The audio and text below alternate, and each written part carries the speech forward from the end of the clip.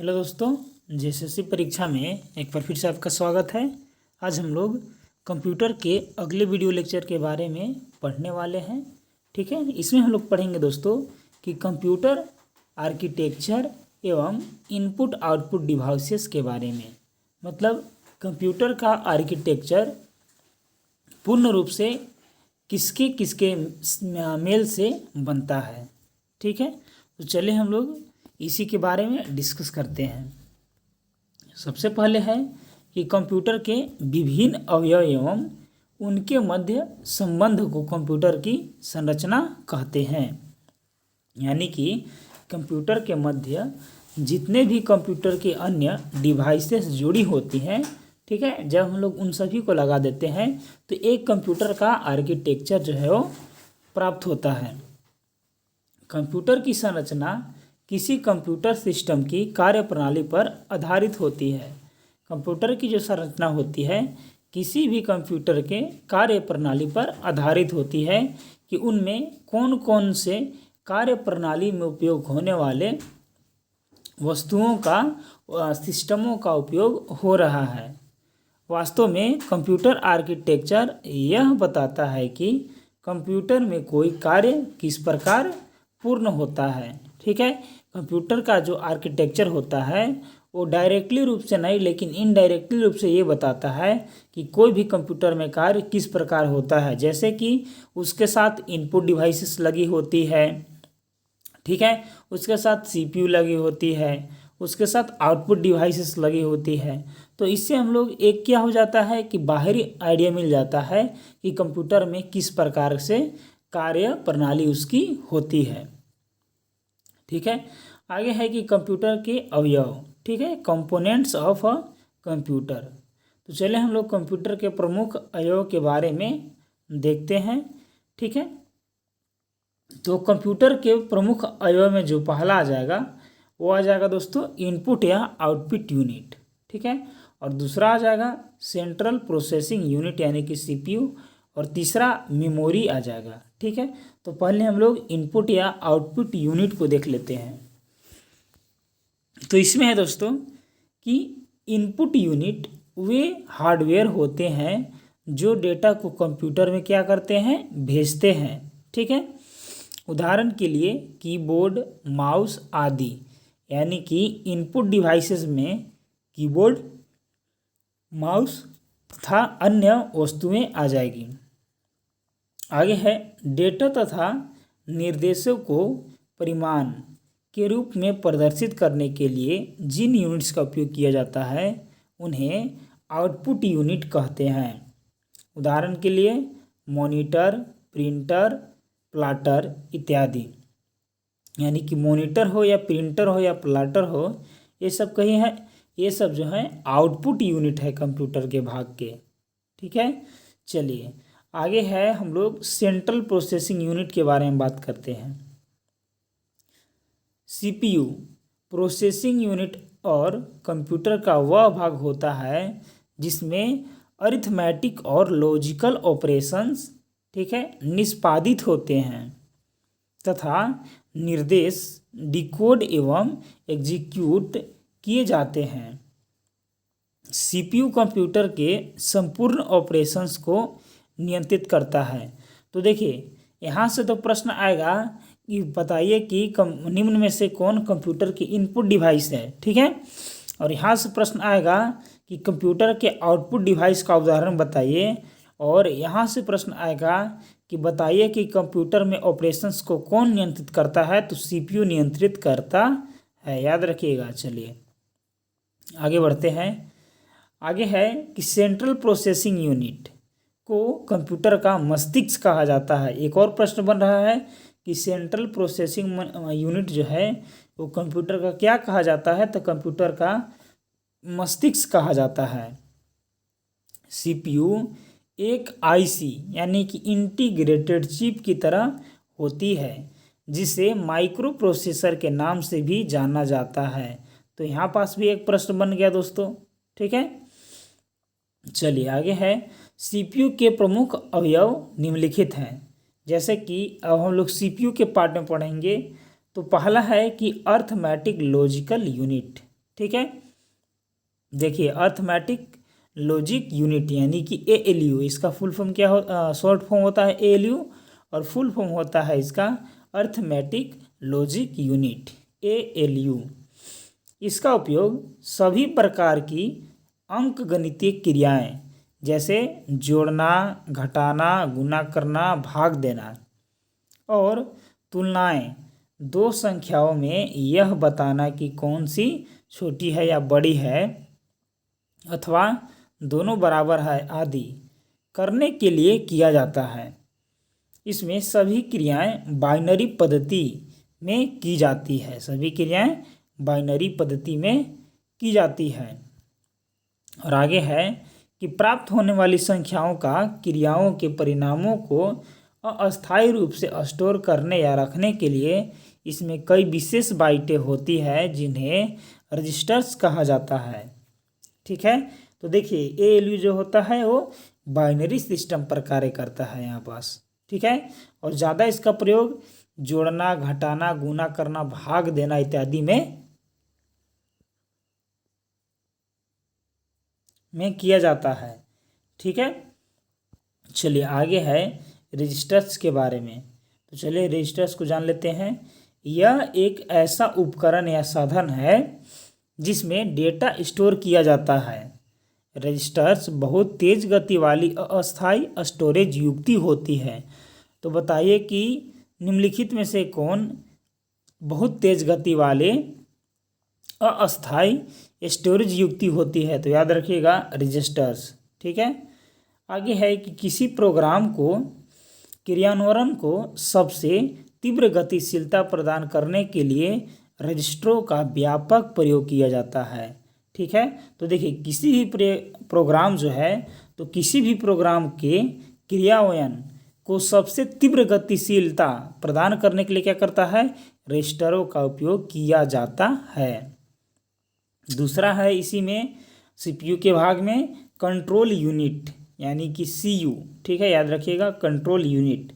इसका सबसे प्रमुख और पहला कार्य यह है कि हम जिस प्रोग्राम को एग्जीक्यूशन करना चाहते हैं यह उसे मेमोरी में से क्रमशः पढ़कर उसका विश्लेषण यानी कि एनालिसिस करता है और एक एग्जीक्यूशन करता है। ठीक है, तो इसका यही वर्क है। चलिए अब हम लोग कंप्यूटर के आर्किटेक्चर के तीसरे पार्ट को पढ़ेंगे। ठीक है, तो तीसरा पार्ट में है मेमोरी यूनिट। ठीक है, तो देखिए मेमोरी यूनिट क्या करता है कि मेमोरी कंप्यूटर का वह भाग होता है जो डेटा तथा निर्देशों का संग्रहण करता है। ठीक है, तो याद रखिएगा कि पूछा जाएगा कि बताइए कि डेटा तथा निर्देशों को संग्रहित करता है, तो कौन संग्रहित करता है? तो मेमोरी। मेमोरी यूनिट के दो भाग होते हैं। पहला एक होता है प्राइमरी मेमोरी। ठीक है, और एक नीचे है दोस्तों, इसको भी हम लोग देखेंगे। दूसरा है सेकेंडरी मेमोरी। तो चलिए हम लोग प्राइमरी मेमोरी को फर्स्ट ऑफ ऑल देख लेते हैं। देखिए प्राइमरी मेमोरी, इसे आंतरिक यानी कि इंटरनल या मुख्य यानी कि मेन मेमोरी भी कहा जाता है। यह CPU से सीधे जुड़ी होती है, CPU से यह जुड़ी हुई होती है। प्राइमरी मेमोरी में किसी समय रन हो रहे प्रोग्राम तथा उनके इनपुट डाटा और आउटपुट डाटा को कुछ समय के लिए स्टोर किया जाता है। इस मेमोरी का आकार सीमित होता है परंतु इसकी गति बहुत तेज होता है। इसका गति बहुत तेज होता है। प्राइमरी मेमोरी दो प्रकार की होती है, जो कि पहला है रैंडम एक्सेस मेमोरी तथा रीड ओनली मेमोरी।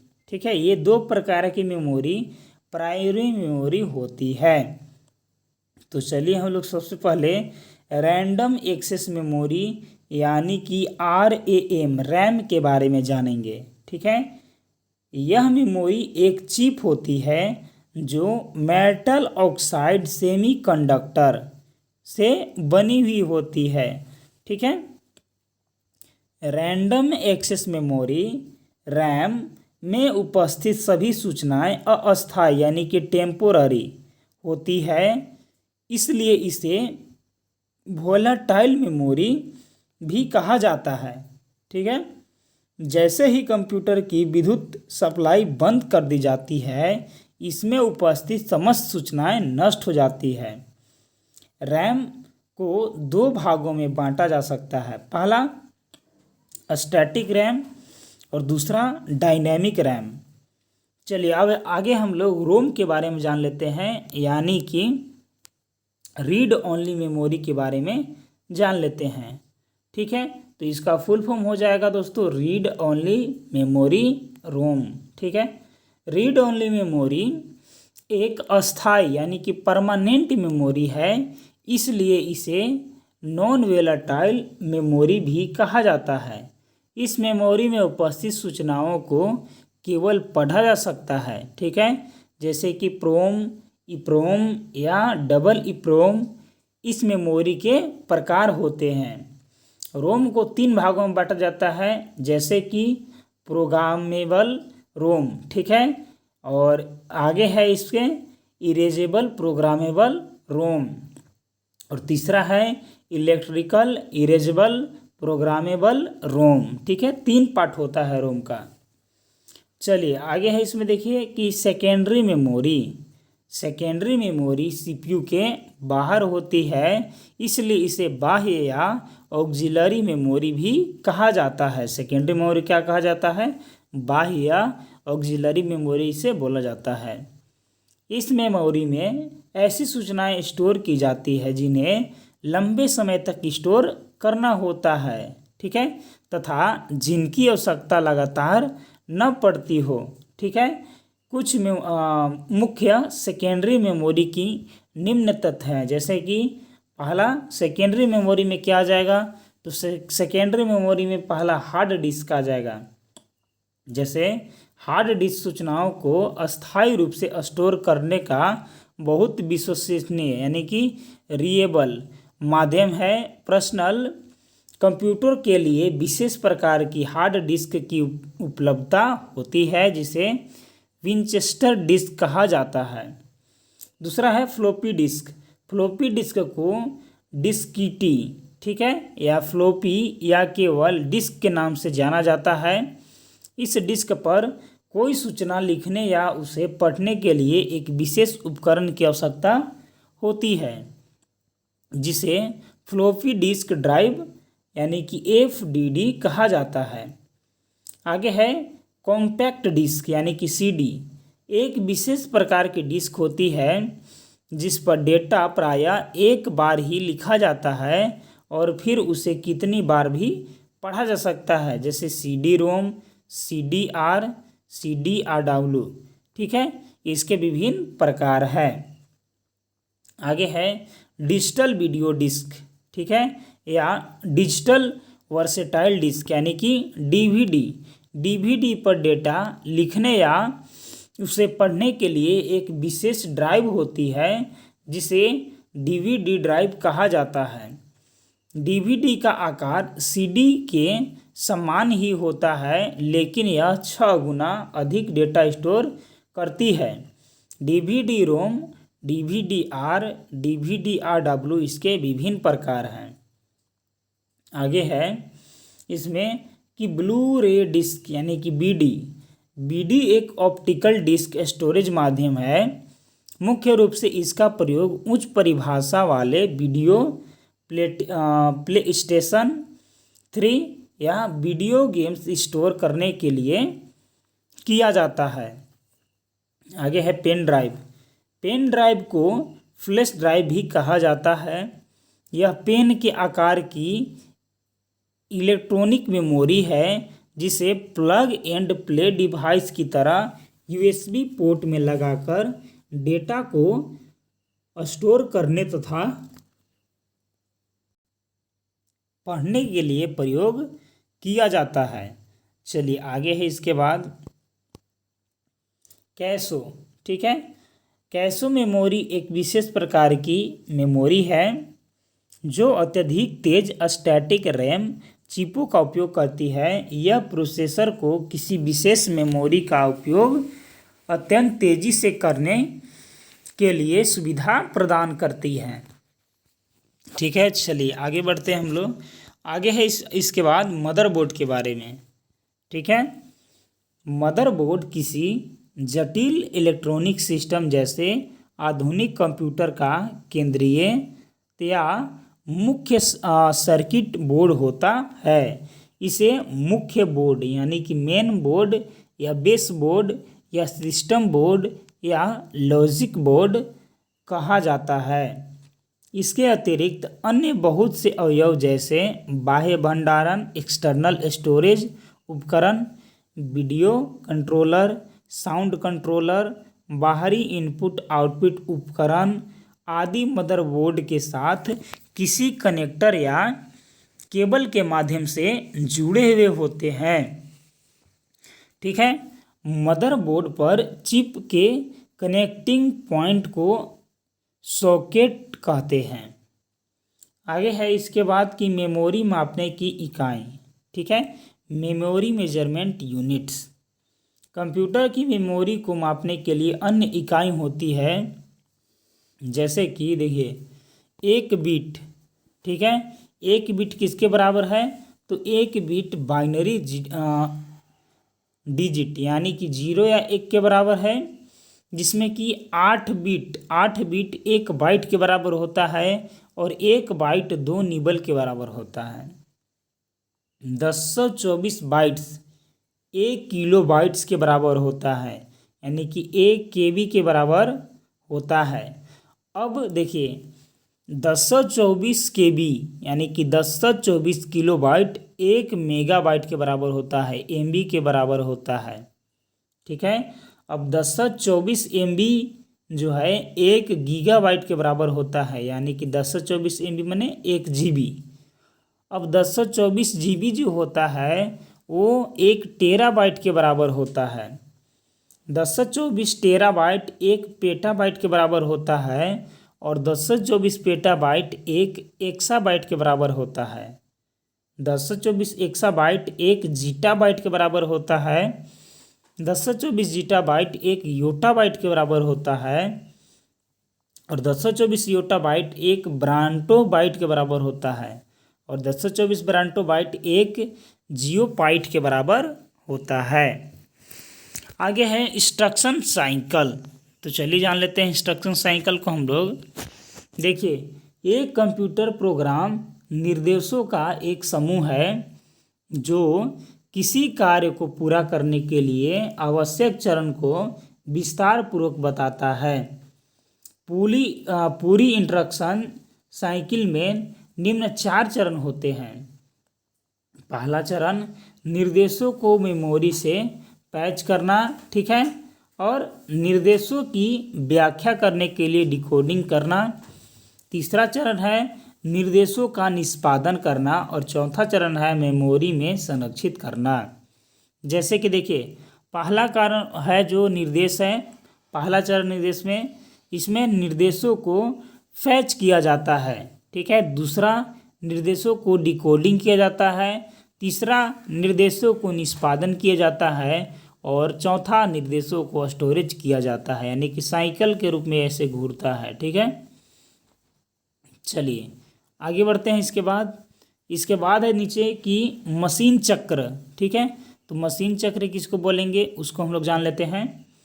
एक ऐसा समय होता है मशीन चक्र जो 2 ऑपरेंड को रजिस्टर से लाकर उन पर ALU ऑपरेशन करके प्राप्त परिणाम को वापस रजिस्टर में स्टोर करने के लिए प्रयोग होता है।